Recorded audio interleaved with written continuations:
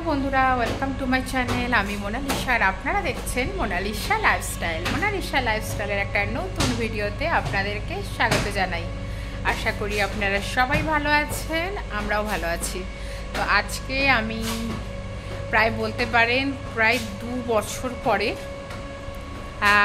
গাড়িতে বসবো, actually driving সিটে বসবো। 2 বছর আগে একটু শিখতাম মানে 2-4 দিনই শিখেছি। তারপরে ওর ট্রান্সফারের চক্করে এদিকে চলে এসেছিলাম, এদিকে ভালো করে জায়গা পাইনি শেখার মতো, সেই জন্য আর শেখা হয়নি। তবে রাস্তায় চালিয়েছি 2-1 বার, কিন্তু ওকে ছাড়া নয়। তো সেটা আজকে দেখবো যে চালাতে পারি কি না।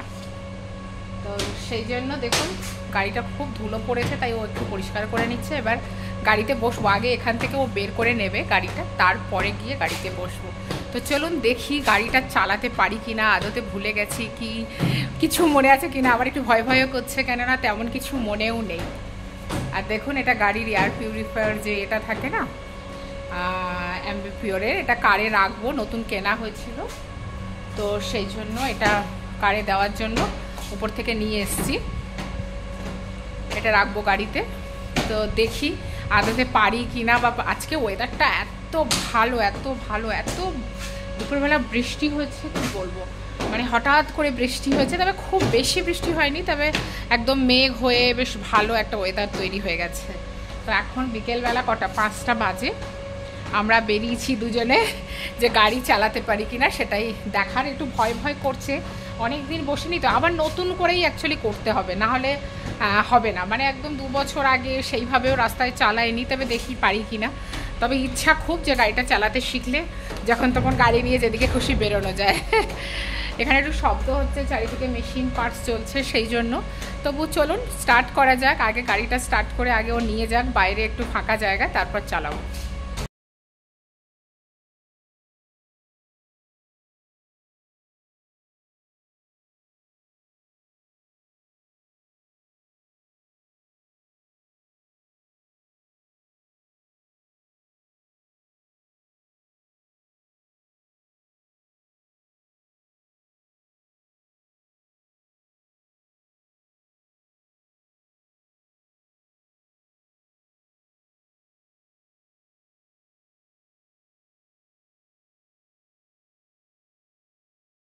তো বন্ধুরা দেখুন, আগে পুরো টাউনশিপ থেকেই আমি গাড়িতে উঠিনি, কেননা এমনি এখানে সিকিউরিটি গেট ফেট থাকে, তারপরে কত কিছু চেক ফেক করে, হয়তো আমার কাছে লাইসেন্স আছে কিনা বা কিছু আছে কিনা। লাইসেন্স অবশ্য আছে, আমার ড্রাইভিং লাইসেন্স আছে সব।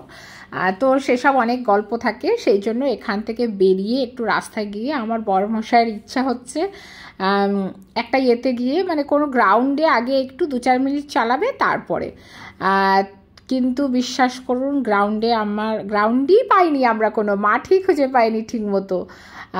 এবার এখান থেকে বেরিয়ে আমরা টাউনশিপ থেকে অন্য গেট দিয়ে বেরিয়ে আবার টাউনশিপের পাশ দিয়ে বেরিয়ে একটা পিছন দিকে রাস্তা দিয়ে যাচ্ছি। ওই রাস্তাটা কোনো দিন যায়নি অ্যাকচুয়ালি। আর যেতে যেতে এত ভাল লেগেছে, আর ওয়েদারটা তো আমি বললামই বৃষ্টি হচ্ছিল বলে ভীষণ সুন্দর মানে ওয়েদার। এই সময় কটা বাজে বলুন তো? 5টা বাজে সন্ধ্যাবেলা, আর বেশ সূর্য ডুবে যাচ্ছে, এরকম একটা ওয়েদার। এটা আমাদের টাউনশিপ, আমরা বেরিয়েছি ওই দিক থেকে। দেখুন সামনে একটু একটু বৃষ্টির ফোঁটা পড়েছিল গাড়িতে, কিন্তু বৃষ্টি আর হচ্ছিল না। এই সময় সূর্য ডোবার সময় দারুণ ওয়েদারটা ছিল। আর মানে কি বলবো, খুব ঠান্ডা একটা মনোরম ওয়েদার। যেতে যেতে দেখুন আম গাছ পড়েছে, পুরো আম গাছ, মানে পুরো আমের বাগান, এগুলো পুরো আমের বাগান। দেখে এত ভাল লেগেছে, এত ভাল লেগেছে, মানে আপনি চাইলেই রাস্তা থেকে তুলে নিয়ে আসতে পারবেন। দেখুন বন্ধুরা, যেতে যেতে এত সুন্দর রাস্তায় আমরা যাচ্ছিলাম গাড়ি চালাতে, দেখুন আম বাগান দেখুন, একদম মানে হাতে করে নেওয়া যাবে আম। তবে নেব না অবশ্যই, কাঁচা আম, কারোর বাগান, পুরো আম বাগান, এদিকে ওদিকে পুরো বাগান দেখুন। আর কি সুন্দর আম, বাপরে। আর দেখুন গাড়িতে করে রাস্তা দিয়ে যাচ্ছিলাম আর পুরো আম বাগান, এই দেখুন পুরো আম বাগান, এইদিকে পুরো আম বাগান, আর এই দিকটাও পুরো আম বাগান। ওই দিকটায় দেখুন, ওই দিকটাতেও পুরো আম বাগান। কি ভাল লাগছে না? আর এই বাগানগুলো থেকে প্রচুর, এই দিকটা তো এমনিতেই প্রচুর আম হয়, মালদা আম থেকে শুরু করে কি কি আম হয় সব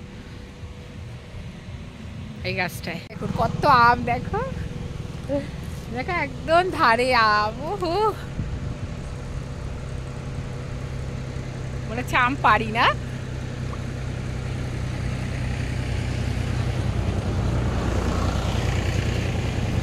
ভালো লাগছে না বেশ একদম? দেখো কত আম হয়েছে, এগুলো ভর্তি, এগুলো পুরো আম দেখো। ওহো কি ভালো লাগছে। ওরা সেটা যদি নিতে পারতাম, কিন্তু নেবো না, কারোর বাগান যদি কেউ থাকতো কিনে নিয়ে নিতাম।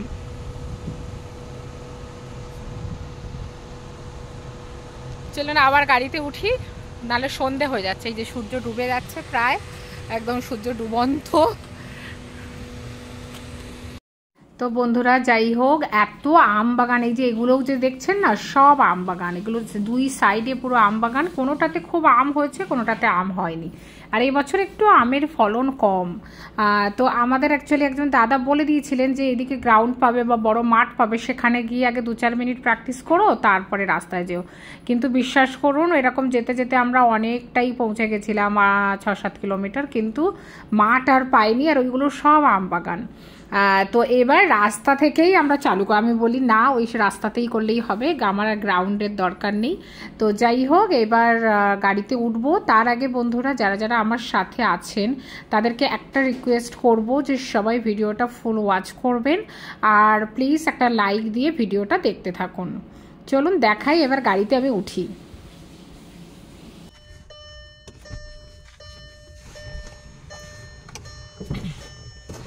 ভিডিও করছো?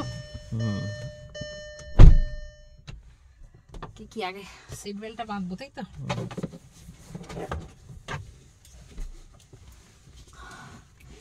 পারবো তো? উঠে উঠে গেছি, টেনশন হচ্ছে, টেনশন। হ্যাঁ, সিটটা এগিয়ে নিতে হবে না একটু? ওখান থেকে না, সামনে। আচ্ছা,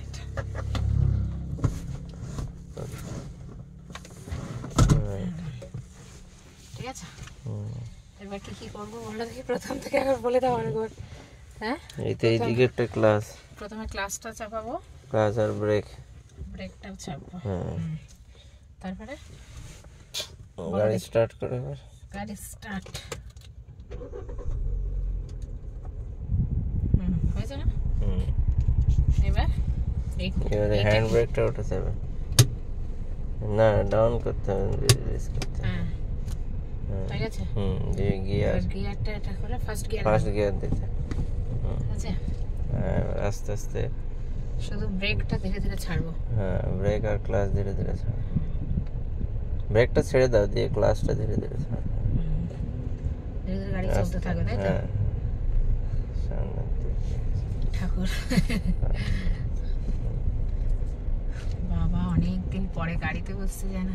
এখানে একদম মাঝখানে যাবে, হ্যাঁ একদম মাঝখানের দিকে যাবে না। হ্যাঁ, বেশি সাইডে আবার এসো না।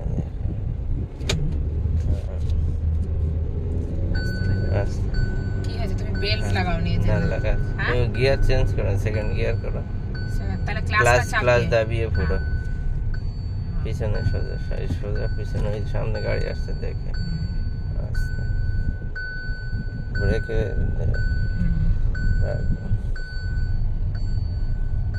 অ্যাক্সিলারেটর পার এখানে, ক্লাস অ্যাক্সিলারেটর এখন চাপবো না, চাপা আসতে থেকে তোমার ইয়ে অনুযায়ী, গাড়ির স্পিড অনুযায়ী তোমাকে এই যে ডান দিকে দেখেছি। তুমি এটা পজ করে এটা করো, সিট বেল্ট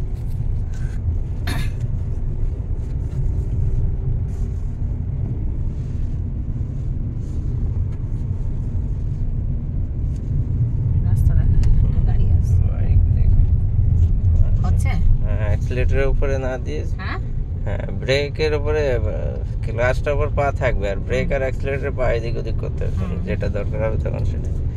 আর যখন ব্রেক চাপবে পুরো ক্লাচ চাপিয়ে ব্রেক চাপবে। তোমার ভয় করছে না বেশি? হ্যাঁ, গাড়ি দিতে ভয় করছে না, বউয়ের জন্য ভয় করছে, কোনটা বলো দেখি তো? হ্যাঁ, বললে না কিছু? দাঁড়া, তুমি সামনে ইয়ে করো, টার্নিং কিন্তু দেখেছি, সব মনে আছে। স্পিড কম করে টার্নিং, আচ্ছা, টার্নিং এ স্পিড কম করতে হবে ব্রেক চাপতে। আচ্ছা, এখানে গ্রামের ভিতরে আসছে। তো বন্ধুরা মোটামুটি কিছুটা সাহস আর কি হয়েছে, যখন রাস্তায় চালাচ্ছিলাম না তখন অনেকটা ভালো লাগছিল যে না মনে হচ্ছে এবার চালাতে পারবো। যতক্ষণ গাড়িতে না বসলে না ঝট করে মনে হয় যে না পারবো কি পারবো না। অ্যাকচুয়ালি এখান থেকে তো কলকাতায় যখন বাড়ি যাই অনেকটা ডিস্টেন্স হয়ে যায়, প্রায় 350-400 কিলোমিটার। তারপর বরের ডিউটি থাকে সবসময়, তো সবসময় বর তার অ্যাভেলেবেল থাকে না, সেই জন্য আমার খুব ইচ্ছা ছিল যে গাড়ি চালানোটা শিখবো এবং ওর সাথে সাথেও যদি বেশি লং জার্নিতে হয় আমিও একটু হেল্প করতে পারবো, বা আমাদের দরকারে আমাকেও যখন তখন হয়তো চালিয়ে যেতে পারলে অনেক সুযোগ সুবিধা হয় আর কি। তো সেই জন্য অনেক শখ ছিল, আর আমার না অত ভয় টয় পায় না সব বিষয়ে, আর সেই জন্য আর কি এটা শেখা। তারপর মেন রাস্তায়ও এসে গেছিলাম। আর বন্ধুরা আর একটা কথা সবাইকে বলবো, সবাই আজকাল সব ব্লগাররা বলছে, নিতুর কাহিনী বলে একটা ব্লগ চ্যানেল আছে, ওনার কাছে সবাই ওনার ফ্যামিলিতে যাবেন, তা ওনার খুব দরকার, ফুল ওয়াচ করবেন। আর সেটা আমিও বলছি, প্লিজ ওনাকে হেল্প করুন। দেখুন টাকা পয়সা দিয়ে তো আমরা সবাই হেল্প করতে পারবো না, কিন্তু যদি ওনার ভিডিওটা দেখে যদি হেল্প করতে পারি তাহলে ওনার খুব সুবিধা হয়। ওনার ভিডিও দেখলেই আপনারা বুঝতে পারবেন কেন সবাই বলছে, ওনার খুব দরকার সবার হেল্পটা। অনেক বড় বড় ইউটিউবারদের ভিডিও তো আমরা দেখি, কিন্তু তাদের হয়তো দরকার পড়ে না, তাদের অলরেডি অনেক পয়সা, অনেক ভিউয়ার্স। তো আমরা যদি ছোট ছোট ইউটিউব চ্যানেল যাদের খুব দরকার তাদের যদি ভিউ করি তাহলে হয়তো অনেকটাই তাদের হেল্প হবে। তো সেই জন্য বললাম বন্ধুরা। আর দেখতেই পারলেন খুব বেশি স্পিডে না, মোটামুটি অনেক দিন পরে বসেছি, কম স্পিডেই চালাচ্ছিলাম, তবে খুব ভালো ভালো ফিল করছিলাম আর কি। আমি বরকে বলেছি প্রত্যেক সপ্তাহে অন্তত 2 বার করে আমাকে নিয়ে যাবে। এবার গেটের বাইরে আমি ওকে দিয়ে দিলাম, কেননা গেটে পুরো আবার চেকিং ফেকিং হয় অনেক কিছু। তো জানি না ভিডিওটা আপনাদের কেমন লেগেছে, আর যদি ভালো লেগে থাকে অবশ্যই এটা লাইক করে দেবেন আর কমেন্ট করে জানাবেন কেমন লাগলো। আর যারা আমার চ্যানেলে নতুন অবশ্যই সাবস্ক্রাইব ফলো করবেন। বাই।